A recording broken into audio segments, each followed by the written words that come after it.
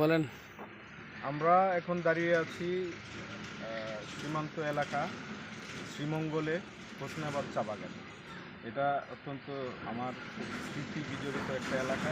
এই বাড়িতে, এই যে পিছনের বাড়িতে, এই এলাকায় আমরা এই বাড়িতে ছিলাম। আমার বলতে গেলে শৈশব কেটেছে এখানে শ্রীমঙ্গলে। আমার আব্বা এই বাগানের ইলেকট্রিক্যাল ইঞ্জিনিয়ার ছিলেন। তো দীর্ঘদিন আমার শৈশব এখানে কেটেছে। এখানে অনেক স্মৃতি, অনেক অনেক কিছুই লুকিয়ে আছে এখানে আমার শৈশবের। আমরা বহুদিন পর এখানে এসেছি। হ্যাঁ, বহুদিন পর, প্রায় 5-10 বছর পর আসলাম। এর আগে মাঝখানে একবার এসেছিলাম।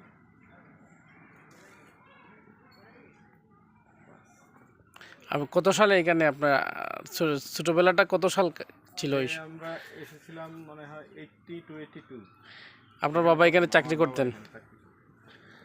এখন আপনার কোথায়, ঢাকায় আছেন? এখন ঢাকায় আছি, আর নারায়ণগঞ্জে, নারায়ণগঞ্জে। আমাদের বাড়িতে। আর যুগান্তরের? আমি যুগান্তরে আছি, যুগান্তরে সিনিয়র সাব এডিটর হিসেবে। আর ভাই নারায়ণগঞ্জ সোনারগাঁও। আপনাকে ধন্যবাদ, আপনি ভিডিও করছেন।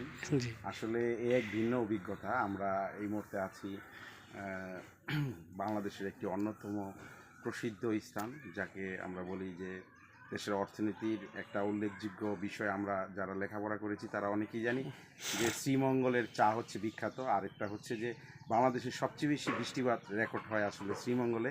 আমরা এই শীতকালীন সময় এখানে এসেছি।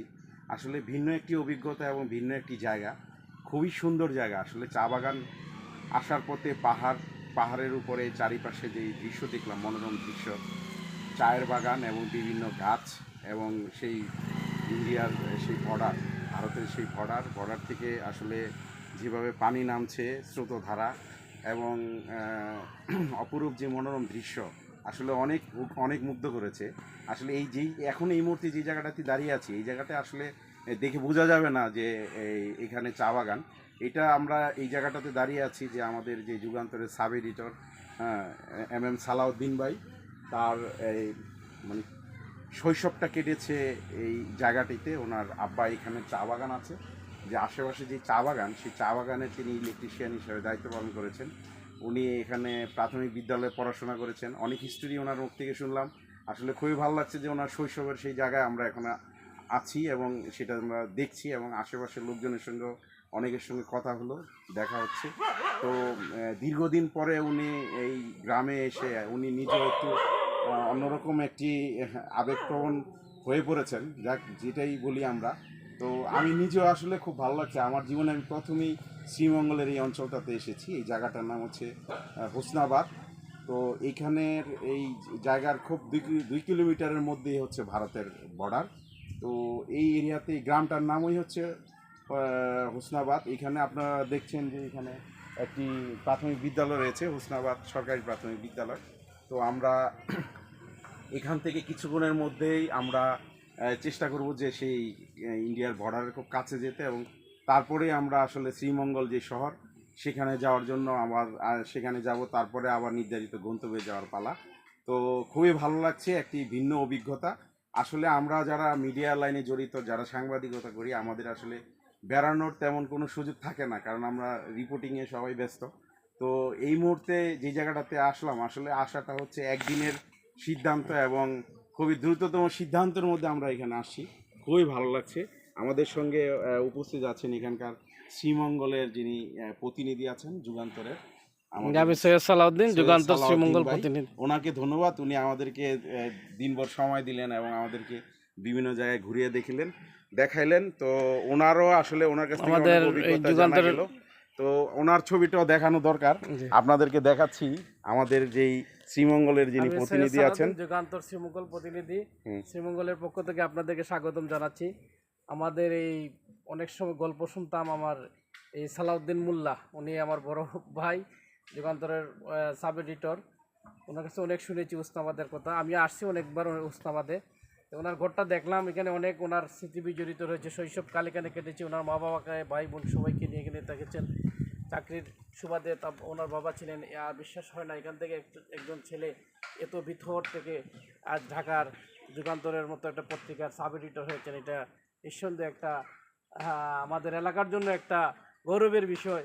আমি বলবো উনি নারায়ণগঞ্জের অধিবাসী নয়, উনি শ্রীমঙ্গলের অধিবাসী, যেহেতু শৈশবকাল এখানে কেটেছে। বারবারও আসতে বলবো শ্রীমঙ্গলে। আপনারা আসুন শ্রীমঙ্গলকে দেখুন, জানুন, বিশ্ববাসীকে জানান শ্রীমঙ্গল সম্বন্ধে। ধন্যবাদ পর্যটন এলাকায় আবার আসার সুযোগ করে দেওয়ার জন্য। আবার সবাই মিলে বহুদিন পর পর্যটন এলাকায় আসলাম আমরা। ধন্যবাদ তুষারকে, ধন্যবাদ সালাউদ্দিনকে। হ্যাঁ, আমার এই শৈশবের এই স্মৃতি বিজড়িত বাড়িতে আসার জন্য। আমরা এখন রওনা হব ভারতের বর্ডারে। সেখানে আমরা বীর শ্রেষ্ঠের কবর দেখতে যাব। বীর শ্রেষ্ঠ হামিদুর রহমান নেই, এটাই কমলগঞ্জে পড়ছে, এটা কমলগঞ্জে পড়ছে। তা ধন্যবাদ আমাদের সালাউদ্দিন ভাইকে, যে যার শৈশবটা এখানে কেটেছে। উনি আসলে এখান থেকেই শৈশব শেষ করে সে নারায়ণগঞ্জে গেলেন এবং নারায়ণগঞ্জ থেকে তিনি পড়াশোনা এবং ঢাকায় পড়াশোনা করে তিনি দীর্ঘদিন জাপানে ছিলেন। জাপান থেকে এসে যুগান্তরে আবার সেই সাব এডিটর হিসাবে সেখানে যোগদান করেন। তো আসলে বলে বোঝানো যাবে না। আর এই মুহূর্তে যে জায়গাটাতে দাঁড়িয়ে আছি, এই জায়গাটায় ওনার বাড়ি। আসলে এই জায়গাটা দেখে বোঝা যাবে না যে আসলে শ্রীমঙ্গলের এই জায়গাটার আশেপাশে জায়গাগুলো কত সুন্দর। আমরা যদি সচক্ষে দেখি তাহলে হয়তো বলতে পারবো আমরা। তো আমার মানে ভিন্ন অভিজ্ঞতা হলো এবং আমার কাছে খুবই ভালো লেগেছে। আমি দ্বিতীয়বার বা এরপরে আবারও এই এলাকায় আসার চেষ্টা করবো। আসলে সব জায়গা দেখা একদিনের পক্ষে বা এই 2-1 ঘন্টার মধ্যে দেখা সম্ভব না। তো আমরা আসলে আজকে সকাল থেকেই এই শ্রীমঙ্গলের বিভিন্ন এলাকায় পরিদর্শন করেছি এবং বিভিন্ন জায়গায় সেখানে আমরা বিভিন্ন দৃশ্য দেখেছি। আর দুপুরে আমরা সেই শহরেই ছিলাম। শহরের একটি উল্লেখযোগ্য রেস্টুরেন্ট আছে, সেই রেস্টুরেন্টেও আমরা দুপুরে আজকে খাওয়া দাওয়া করেছি। সেই রেস্টুরেন্টের নাম হচ্ছে পানসি। এখানে সেখানে 7 রঙের চাও খেয়েছি আমরা। আসলে এখানে অনেক রকমের জিনিস আছে যেগুলো আসলে না দেখলে বোঝা যাবে না।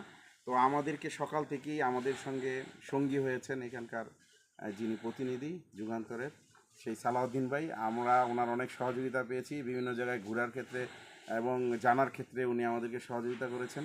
আমরাও ওনাকে নিমন্ত্রণ জানাচ্ছি যে ঢাকা অথবা নারায়ণগঞ্জ সেই ঐতিহ্যবাহী যে সোনারগাঁ নারায়ণগঞ্জের, সেখানে আসার জন্য ওনাকে আমরা নিমন্ত্রণ জানাচ্ছি। উনি যেন সপরিবারে আসেন। আমাদের এলাকায় অবশ্য ঐতিহ্য লালন করে এবং সেটা দেখলে হয়তো বুঝতে পারবে যে ইনশাল্লাহ আসবো ভাই এবং মুসাকার সেই রাজধানী সোনারগাঁ। যাবো, দেখার ইচ্ছা আছে আপনাদের। সারা বাংলাদেশ থেকে এবং বিশ্বের বিভিন্ন জায়গা থেকে লোকজন আসে, পর্যটকরা আসে। তো এই আমাদের এই যে এলাকা যেটা সুন্দর আমরা বলবো, তো এই এলাকাটাও আসলে চায়ের জন্য বিখ্যাত। এই এলাকাটা আসলে একটি ভিন্ন মানে দৃশ্য, আমি বলবো যে সাইট সিন আছে, খুবই সুন্দর, না দেখলে বোঝা যাবে না। তো আমরা পরবর্তীতে চেষ্টা করব আমরা যে বর্ডার অঞ্চলে বা এই চায়ের যে বাগান যেখানে আমরা যাচ্ছি সেই দৃশ্য আবার আরেকটা ভিডিও করতে। সকলকে ধন্যবাদ আপনাদেরকে।